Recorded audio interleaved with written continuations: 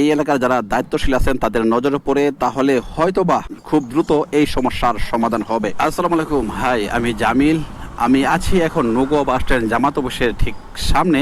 আর এই রাস্তাটা বিগত একটা বছর যাবৎ রাস্তার ড্রেনেজ ব্যবস্থা করা হয়েছে। ড্রেন করার পরে রাস্তায় যে ড্রেন খনন করার পরে যে মাটিগুলো ফেলানো হয়েছিল, এই মাটিগুলা জায়গায় জায়গায় এভাবে উঁচু করে রাখা হয়েছে।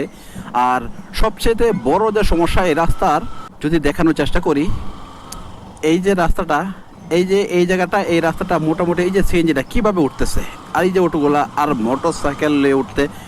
এখন কথা হলো, এই রাস্তা যেহেতু পাকুন্দিয়া কোটেদি এবং পুলেঘাট থেকে কিন্তু এই কিশোরগঞ্জ সদরের প্রবেশ পথ কিন্তু এটাই।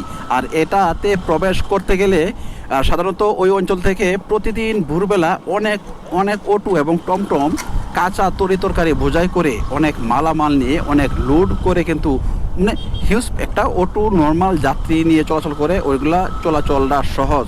কিন্তু যখন অনেক মালামাল লোড করে এই রাস্তা দিয়ে চলাচল করে, আর এখানে যে কালভার্টটা করা হয়েছে বা ড্রেনের যে কালভার্ট দেওয়া হয়েছে, ওই কালভার্টটা পার হইতে গেলে একটা অটো অনেক সময় কিন্তু উঠতে গিয়ে আটকে পড়ে, আবার ব্যাগে আসে।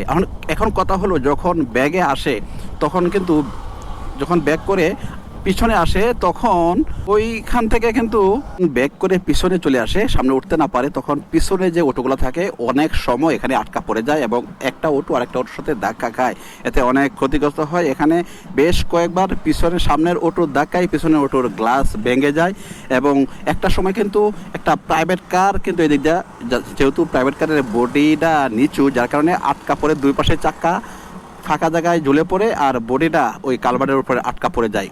তখন অনেক অনেক সমস্যার সম্মুখীন হয়। আর এই কিশোরগঞ্জ পৌরসভার যারা দায়িত্বশীল আছেন, আপনাদের কাছে রিকোয়েস্ট করব, আপনারা এই জায়গাটা একটা সঠিক সমাধান করুন, যাতে করে এই রাস্তাটা চলাচলটা স্বাচ্ছন্দ্যে মানুষ চলতে পারে এবং কোনো ধরনের সমস্যার সৃষ্টি না হয়। প্রিয় দর্শক, আর এই ভিডিওটা জনস্বার্থে আপনারা একটু শেয়ার করে দেবেন, যাতে করে এই এলাকার যারা দায়িত্বশীল আছেন তাদের নজরে পড়ে, তাহলে হয়তোবা খুব দ্রুত এই সমস্যার সমাধান হবে। আর এই কথা আপনাদের কাছে ব্যক্ত করে আজকের মতো বিদায় নিচ্ছি। দেখা হচ্ছে কিশোরগঞ্জের নতুন কোনো ভিডিওতে। আল্লাহ হাফেজ।